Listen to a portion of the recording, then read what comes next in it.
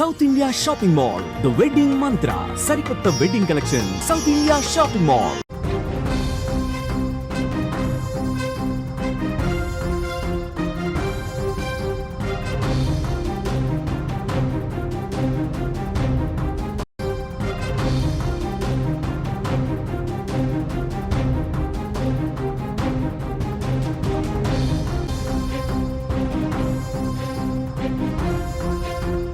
సంధి లేదు, సింధు లేదు. భారత్ ఇస్తున్న పాకిస్తాన్ రాష్ట్ర లేఖలకు భారత్ ఇస్తున్న సమాధానం ఇదే. సింధు జలాల విషయంలో సంధి చేసుకునేందుకు పాకిస్తాన్ చేయని ప్రయత్నం లేదు. సింధు జలాల ఒప్పందాన్ని భారత్ వెనక్కి తీసుకోవడంతో పాకిస్తాన్ తట్టుకోలేకపోతుంది. ఇప్పటికే భారత్కు ఇస్తున్న 4 సార్లు లేఖలు రాసింది పాకిస్తాన్. చివరకు ప్రపంచ బ్యాంకు దగ్గరకు కూడా వెళ్ళింది.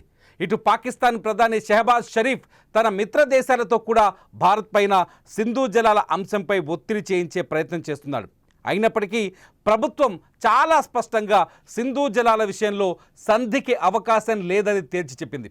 రక్తం నీరు ఒకే చోట కలిసి ప్రవహించబోవన్న ప్రధాని మాటలకు కట్టుబడి ఉన్నామని తేల్చి చెప్పింది. పాకిస్తాన్ ఉగ్రవాదాన్ని అంతం చేసిన తర్వాతే సింధు జలాలపైన ఆలోచిస్తామని భారత్ పాకిస్తాన్కు తెగేసి చెబుతోంది. దీంతో దిక్కుతోచని స్థితిలో పడింది పాకిస్తాన్. ఇదిలా ఉంటే జమ్మూ కాశ్మీర్లో భారత ప్రధాని నరేంద్ర మోదీ పర్యటన పాకిస్తాన్కి మరోసారి వణుకు పుట్టించింది. కశ్మీర్లో యువతకు ఉపాధి లేకుండా చేయటం కోసం, కశ్మీర్ ప్రజల జీవనోపాధిని దెబ్బ కొట్టడం కోసమే పాకిస్తాన్ ఉగ్రవాదాన్ని పెంచి పోషిస్తుందని నిన్న మోదీ వ్యాఖ్యానించారు. కశ్మీర్ టూరిజాన్ని దెబ్బ కొట్టే ఉద్దేశంతోనే పహల్గామ్లో ఉగ్రదాడి జరిగిందని చెప్పుకొచ్చారు. అయితే ప్రధాని వ్యాఖ్యల్ని పాకిస్తాన్ ఖండించింది. పహల్గామ్ దాడితో తమ దేశానికి ఎలాంటి సంబంధం లేదని చెప్పుకొచ్చింది. భారత్ ఇంతవరకు పాకిస్తాన్ పాత్రను నిరూపించలేకపోయిందని విమర్శించింది. పాకిస్తాన్ వ్యాఖ్యలపై తీవ్రంగా స్పందించిన భారతదేశంలో పహల్గామ్ దాడితో సంబంధం లేదని పాకిస్తాన్ మాట్లాడడం దారుణమని విమర్శించింది. मानवता का विरोधी, मेलजोल का विरोधी, टूरिज्म का विरोधी, इतना ही नहीं, वो ऐसा देश है जो गरीब की रोजी रोटी का भी विरोधी है. 22 अप्रैल को पहलगाम में जो कुछ हुआ वो इसी का उदाहरण है. पाकिस्तान ने पहलगाम में इंसानियत और कश्मीरियत दोनों पर वार किया.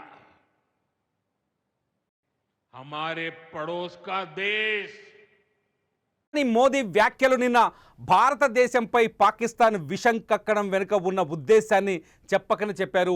పాకిస్తాన్ సింధు జలాల కోసం ఎటువంటి సంధి కోసం వచ్చినా సంధి చేసుకునే అవకాశం లేదనే సందేశాన్ని మరోసారి ఇచ్చారు మోదీ వ్యాఖ్యలతో ఒక్కసారిగా పాకిస్తాన్లో మళ్ళీ వణుకు కనిపించింది. పాకిస్తాన్ విదేశాంగ శాఖ, పాకిస్తాన్ జలవనరుల శాఖ మోదీ వ్యాఖ్యలపైన మళ్ళీ స్పందించింది. ఎట్టి పరిస్థితుల్లోనూ పహల్గామ్ దాడిలో పాకిస్తాన్ పాత్ర ఉందని భారత్ నిరూపించలేకపోయిందంటూ వ్యాఖ్యలు చేసింది. అయితే చాలా స్పష్టంగా పాకిస్తాన్ ఉగ్రవాదాన్ని పెంచి పోషిస్తోంది. పాకిస్తాన్ ఉగ్రవాదులకు ఆశ్రయం ఇస్తోంది. పాకిస్తాన్లో యుద్ధం తర్వాత కూడా, పహల్గామ్ దాడి తర్వాత జరిగిన యుద్ధం తర్వాత కూడా పాకిస్తాన్లో ఉగ్రవాదులు చేస్తున్న కార్యకలాపాల గురించి ఎప్పటికప్పుడు ప్రపంచ మీడియా వార్తలు రాస్తూనే ఉంది. అయినప్పటికీ సింధు జలాల కోసం పాకిస్తాన్ కొత్త దొంగ నాటకాల్ని తెరపైకి తీసుకొస్తుంది.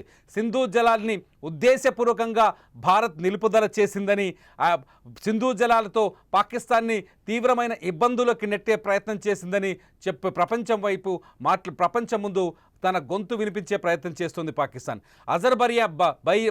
అజర్బైజాన్ పర్యటనలో పాకిస్తాన్ ప్రధానమంత్రి షెహబాజ్ షరీఫ్ మాటలు పూర్తి అబద్ధమని నిరూపించినప్పటికీ పాకిస్తాన్ పదే సింధు జలాల కోసం భారత్ని రెచ్చగొట్టే ప్రయత్నం చేస్తుంది. నిన్న ప్రధాని మోదీ ఏదైతే నిన్న కశ్మీర్లో పర్యటించిన తర్వాత ఆయన చేసిన వ్యాఖ్యలతో పాకిస్తాన్కి మళ్ళీ వెన్నులో వణుకు పుట్టినట్టయింది. పాకిస్తాన్ భారత్ సింధు జలాల విషయంలో చాలా స్పష్టంగా ఉందని, భారత్ సింధు జలాల విషయంలో కఠినమైన నిర్ణయమే తీసుకుందని పాకిస్తాన్కి మరోసారి అర్థమైనట్టుగా కనిపిస్తోంది. సింధు జలాల్ని పాకిస్తాన్ భూభాగంలోకి వదలాలి అంటే ఉగ్రవాదాన్ని పూర్తిగా పాకిస్తాన్ని అంతం చేయాల్సి ఉంటుందని భారత్ చాలా స్పష్టంగా చెప్తుంది. ఇదంతా చూస్తుంటే పాకిస్తాన్ కేవలం ఉగ్రవాదం మీదే ఆధారపడింది, ఉగ్రవాదుని పెంచి పోషిస్తోంది, ఉగ్రవాదుల్ని తయారు చేసి ప్రపంచం మీదకు వదులుతోంది. పహల్గాం దాడి తర్వాత పాకిస్తాన్లో ఉగ్రవాదులు ఏ స్థాయిలో ఉన్నారో ప్రపంచానికి అర్థమయ్యేలా చెప్పింది భారత్. ఆపరేషన్ సింధూర్లో ఏకంగా 9 ప్రాంతాల్లో 25 నిమిషాల్లో దాడులు చేసి దాదాపు 11 ఉగ్ర స్థావరాల్ని ధ్వంసం చేసింది భారత్. ఈ ఉగ్ర స్థావరాల ధ్వంసం పైన పాకిస్తాన్ ఇప్పటి వరకు నోరు విప్పలేదు. తమ సివిలియన్స్ పైన దాడి చేసిందని అబద్ధాలు చెప్పే ప్రయత్నం చేస్తూ వచ్చింది పాకిస్తాన్. అయితే పాకిస్తాన్ ఉగ్రవాదుల శిబిరాన్ని ధ్వంసం చేస్తే భారత్ పైన డ్రోన్లతో దాడులకు పాల్పడింది పాకిస్తాన్. అటువంటి పాకిస్తాన్ ఇప్పుడు యుద్ధంలో గెలిచామంటూ ప్రపంచ పర్యటన చేస్తుంది. యుద్ధంలో గెలిచామని చెబుతూ మిగతా దేశాన్ని, భారత్ మిత్ర దేశాన్ని కూడా నమ్మించే ప్రయత్నం చేస్తూ వస్తుంది. అయితే పాకిస్తాన్ చేస్తున్న ఈ వ్యాఖ్యల్ని భారత్ ఎప్పటికప్పుడు తీవ్రంగా ఖండిస్తోంది. భారత్ పాకిస్తాన్ ఉగ్రవాదాన్ని ఏ విధంగా పెంచి పోషిస్తుందో ప్రపంచానికి అర్థమయ్యేటట్టు చెప్పేందుకు ఒక దౌత్య బృందాన్ని ఏర్పాటు చేసింది. 7 సభ్యులు కలిగిన 7 దౌత్య బృందాలు, పార్లమెంట్ ఎంపీలతో 7 దౌత్య బృందాలు ఏర్పాటు చేసి 33 దేశాలకు పంపించింది. ఈ 33 దేశాల్లో పాకిస్తాన్కి సంబంధించిన దుర్మార్గాలని, పాకిస్తాన్ భారత్లో ఉగ్రవాదం ద్వారా పాకిస్తాన్ ఏ విధంగా ఇబ్బంది పెడుతుందనే అంశాన్ని ఈ 33 దేశాలకు అర్థమయ్యేలా చెప్పింది. మలేషియా చాలా స్పష్టంగా పాకిస్తాన్కి ఒక గట్టి షాక్ ఇచ్చిందని చెప్పాలి. పాకిస్తాన్ ఇస్లాం దేశమైనప్పటికీ, మలేషియా ఇస్లాం దేశమైనప్పటికీ పాకిస్తాన్ మాటల్ని నమ్మే స్థితిలో మేము లేము. పాకిస్తాన్ ఉగ్రవాదాన్ని పెంచి పోషిస్తుందని మేము బలంగా విశ్వసిస్తున్నామని చెప్పుకొచ్చింది. ఇదంతా చూస్తుంటే ప్రధాని మోదీని టార్గెట్ చేయడానికి పదే ట్రై చేస్తుంది పాకిస్తాన్. మోదీ మాటల్ని ఖండించే ప్రయత్నం చేస్తుంది, కానీ చేసిన తప్పులను సరిదిద్దుకోవడానికి మాత్రం పాకిస్తాన్ ఇంతవరకు ముందుకు రాలేదు. ఇదిలా ఉంటే సింధు జలాన్ని ఆపితే బ్రహ్మపుత్ర నదీ జలాన్ని ఆపుతామని బెదిరిస్తోంది పాకిస్తాన్.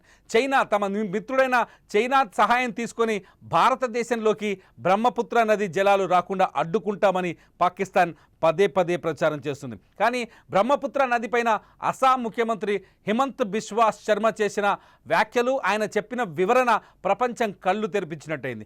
చైనాలో ఉండే ఎర్లాంగ్ నది బ్రహ్మపుత్ర నదిగా మారుతుంది భారతదేశంలోకి వచ్చినప్పుడు. చైనాలో ఉన్నప్పుడు ఈ నదిలో కేవలం 2000 నుంచి 3000 క్యూబిక్ మీటర్ల వరకే నీరు కనిపిస్తుంది. కానీ భారత్లోకి వచ్చేసరికి ఆ నీటి ప్రవాహం 15,000 క్యూబిక్ మీటర్ల నుంచి 20,000 క్యూబిక్ మీటర్లకు పెరుగుతుంది. అంటే భారతదేశంలోకి వచ్చిన తర్వాత బ్రహ్మపుత్ర నదిలో దాదాపు 9 నుంచి 12 ఉపనదులు కలుస్తాయి. ఈ ఉపనదుల ద్వారానే బ్రహ్మపుత్ర నదిలో నీటి లభ్యత పెరుగుతుంది. సో అస్సాం ముఖ్యమంత్రి హేమంత్ బిశ్వ శర్మ చెప్పిన ఈ వివరణ మొత్తం పాకిస్తాన్కి వెన్నులో మళ్ళీసారి వణుకు పుట్టించినట్టయింది. పాకిస్తాన్ భారత్ని భయపెట్టే అన్ని ప్రయత్నాలు చేసి ఇప్పుడు కాళ్ళ బేరానికి వచ్చే ప్రయత్నం చేస్తుంది. వరుసగా పాకిస్తాన్ 4 సార్లు భారత హోంమంత్రిత్వ శాఖకి, భారత జలవనరుల శాఖకి లేఖలు రాసింది. సింధు జలాలపైన కూర్చొని మాట్లాడుకుందాం, సింధు జలాలపైన చర్చలకు రావాలని శాంతియుతంగా మేము ఆహ్వానిస్తున్నామంటూ పాకిస్తాన్ ఇప్పటికీ 4 లేఖలు రాసింది. ఈ 4 లేఖల్ని భారత జలవనరుల శాఖ మన విదేశాంగ శాఖకు పంపించింది. విదేశాంగ శాఖ 4 సార్లు ఒకే రకమైన సమాధానం చెప్పింది. ఎప్పుడైతే ఉగ్రవాదాన్ని పాకిస్తాన్ అంతం చేస్తుందో, ఎప్పుడైతే భారత్ అడుగుతున్న ఉగ్రవాదుల్ని పాకిస్తాన్ భారత్కు అప్పగిస్తుందో అప్పుడు సింధు జలాల గురించి చర్చిద్దామని చాలా స్పష్టంగా భారత్ తేల్చి చెప్తోంది.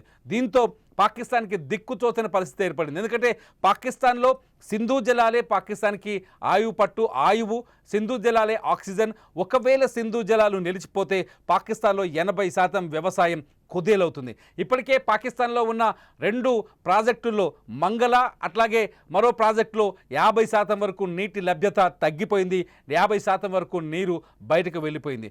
ఆ నీరు కూడా అణిగిపోతే పూర్తయిపోతే ఈ వర్షాకాలంలో కూడా పాకిస్తాన్ కరువును ఎదుర్కోక తప్పదనే చర్చ జరుగుతుంది. పాకిస్తాన్ మొత్తం జీడిపిలో 20% వాటా వ్యవసాయానిదే ఉంటుంది. వ్యవసాయమే కీలకమైన ఆదాయ వనరు. వ్యవసాయ ఉత్పత్తుల్ని ఇటు విదేశాలకు కూడా పాకిస్తాన్ ఎగుమతి చేస్తుంది. ఒకవేళ సింధు జలాల నీళ్లు ఆగిపోతే పాకిస్తాన్లో వ్యవసాయం నాశనం అయిపోతుంది. పాకిస్తాన్ జీడిపి పైన కూడా తీవ్రమైన ప్రభావం కనిపిస్తుంది. ఇప్పటికే ఆహార కొరతతో ఆహార వస్తువుల ధరలు అడ్డగోలుగా పెరిగిపోయి పాకిస్తాన్ తీవ్రమైన ఇబ్బందుల్లో ఉంది. ఈ పరిణామాల నేపథ్యంలో పాకిస్తాన్కి ఇప్పుడు దిక్కుతోచని పరిస్థితి ఏర్పడింది. భారత్ మాత్రం చాలా స్పష్టంగా చెప్తోంది, సింధు లేదు, సంధి లేదని. ఉగ్రవాదంపై పాకిస్తాన్ ఎప్పుడైతే కీలకమైన నిర్ణయం తీసుకుంటుందో, ఎప్పుడైతే పాకిస్తాన్ ఉగ్రవాదాన్ని తుదముట్టిస్తుందో అప్పుడే సింధు జలాలపైన మాట్లాడతామని చెప్తుంది భారత్. మరి మీరేమనుకుంటున్నారు? పాకిస్తాన్కి సింధు జలాలు అప్పగించాల్సిన అవసరం ఉందా? ప్రధాని మోదీ చెబుతున్నట్టుగా పాకిస్తాన్ భారతదేశంలో విధ్వంసం సృష్టించడమే లక్ష్యంగా పెట్టుకున్న పాకిస్తాన్ని నిజంగా సింధు జలాల విషయంలో క్షమించాల్సిన అవసరం ఉందా? మీరేమనుకుంటున్నారు? ఈ వీడియో కింద కామెంట్ చేయండి. మీరు లైవ్ న్యూస్ కోసం సుమన్ టీవీ డిజిటల్ లైవ్ని సబ్స్క్రైబ్ చేసుకోండి. సుమన్ టీవీ డిజిటల్ లైవ్లో మీరు ప్రతి వార్తని ప్రత్యక్ష ప్రసారంలో చూస్తూ ఉంటారు.